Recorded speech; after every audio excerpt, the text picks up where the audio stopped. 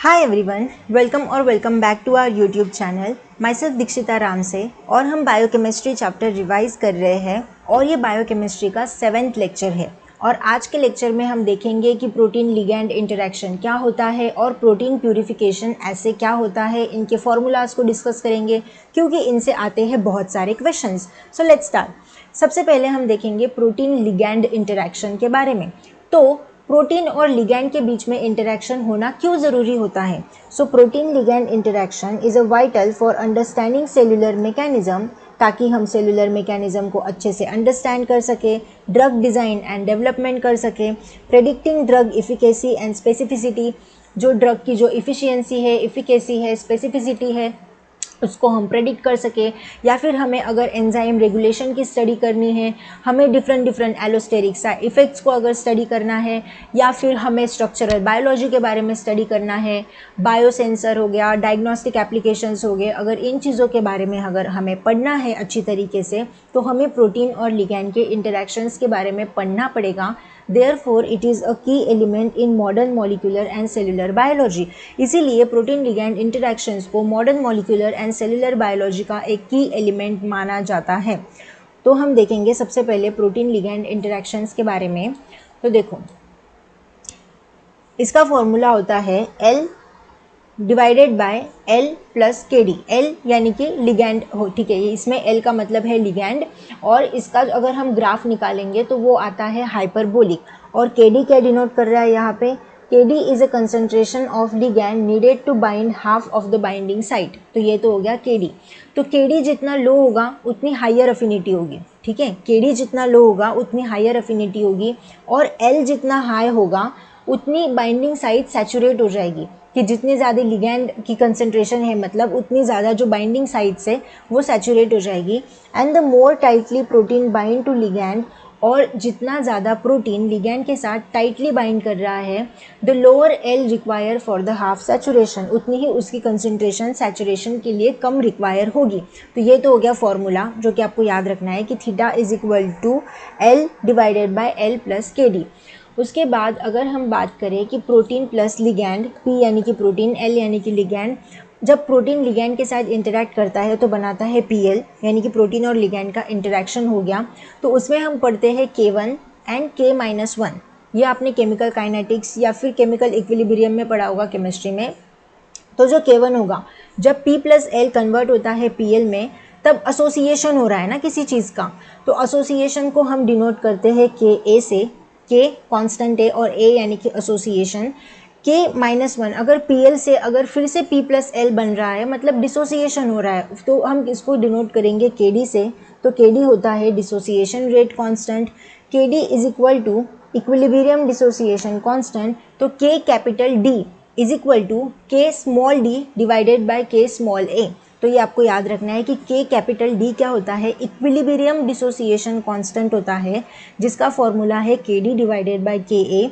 और जो capital KA है वो है इक्विलिब्रियम एसोसिएशन कांस्टेंट, जिसका फॉर्मूला होता है KA divided by KD। Very important. और जो KD है इसका फॉर्मूला है इज इक्वल टू 1/KA। ये भी सबसे ज़्यादा इंपॉर्टेंट है, इसके ऊपर भी क्वेश्चंस देखने को मिलेंगे। तो इसमें हमने मेनली ये चीज़ आपको याद रखनी है जो मैंने यहाँ पे आपको बताई है कि K capital D is equal to KD by KA and KA is equal to KA by KD। ये फॉर्मूलाज आपको याद रखने हैं। तो इवेंचुअली क्या बनता है? KD is equal to 1/KA। अगर हम इसको अच्छे से सॉल्व करेंगे तो ये आएगा। सेकेंड, ये तो हो गया प्रोटीन और लिगैंड के इंटरेक्शन के बारे में। सेकेंड है प्रोटीन प्यूरिफिकेशन एसे। अब प्रोटीन प्यूरिफिकेशन एसे क्यों पढ़ते हैं हम? Studying protein purification essay is essential for gaining insight into protein structure and function. अगर हमें प्रोटीन के स्ट्रक्चर एंड फंक्शंस के बारे में पढ़ना है तो हमें प्रोटीन प्यूरिफिकेशन एसे के बारे में पढ़ना पड़ेगा। अगर हमें डिफरेंट फार्मास्यूटिकल्स प्रोडक्ट बनाने हैं तो प्रोटीन प्यूरिफिकेशन एसे के बारे में पढ़ना पड़ेगा। या फिर it is really important for supporting industrial biotechnology and advancing fundamental scientific research. तो इन सभी चीज़ों के लिए प्रोटीन प्यूरिफिकेशन एसे बहुत ही ज़रूरी होता है, बहुत इसेंशियल होता है। तो देखो, इसमें भी ये फॉर्मूलाज हैं, वेरी इंपॉर्टेंट, मतलब लिख लो भाई, स्टार जितने स्टार लगा सकते हो लगा लो। इट इज़ रियली इंपॉर्टेंट, इससे सबसे ज़्यादा क्वेश्चंस बनते हैं, वेरी इंपॉर्टेंट। तो SA यानी कि स्पेसिफिक एक्टिविटी।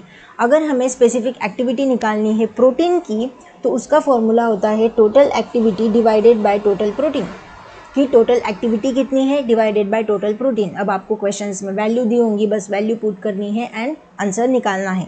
अगर हमें फोल्ड प्यूरिफिकेशन निकालना होगा तो उसका फॉर्मूला होता है specific activity final divided by specific activity initial. अब स्पेसिफिक एक्टिविटी फाइनल कैसे निकालोगे, मतलब अगर फोल्ड प्यूरिफिकेशन का अगर क्वेश्चंस आता है तो उसमें मेनली आपको 4 वैल्यूज़ गिवन होंगी। ऐसे फाइनल निकालने के लिए 2, जिसमें आप बड़ी वाली वैल्यू से कम वाली वैल्यू को माइनस करोगे तो ऐसे फाइनल आ जाएगा। या फिर ऐसे भी आ सकता है कि ऐसे फाइनल अगर आपको निकालना है तो उसमें टोटल एक्टिविटी फर्स्ट और टोटल प्रोटीन फर्स्ट ये एक वैल्यू होंगी, और total activity second and total protein second value होगी। तो आप ऐसे फाइनल करके आप पहली वाली वैल्यू निकाल लो by total activity 1 divided by total protein 1, and ऐसे इनिशियल कैसे निकालोगे, total activity 2 divided by total protein 2। अब जिस तरीके से वैल्यूज़ दी है उस तरीके से हम मैनेज करेंगे चीज़ों को, तो उससे निकलेगा हमारा फोल्ड प्यूरिफिकेशन की वैल्यू। और अगर हमें परसेंटेज यील्ड निकालनी हो तो उसको कैसे निकालेंगे, total activity final divided by total activity initial multiply by 100, तो इससे निकलेगी आपकी परसेंटेज यील्ड। तो ये भी वैल्यू अगर आपको दी हुई है तो आप ये निकाल सकते हो।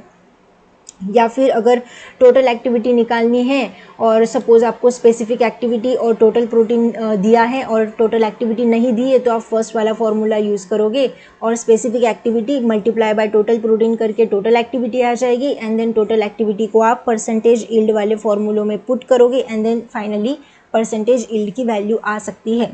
तो जब ऑफ कोर्स थ्योरी से तो समझ में नहीं आएगा ये, लाइक आप अगर क्वेश्चन सॉल्व करोगे बायोकेमिस्ट्री के तो अच्छे से समझ में आ जाएगा। इतना कुछ है नहीं इसमें, बहुत ही डिफ़िकल्ट मैथमेटिक्स, सिंपल है, क्रॉस मल्टीप्लिकेशन करके सॉल्व करना है।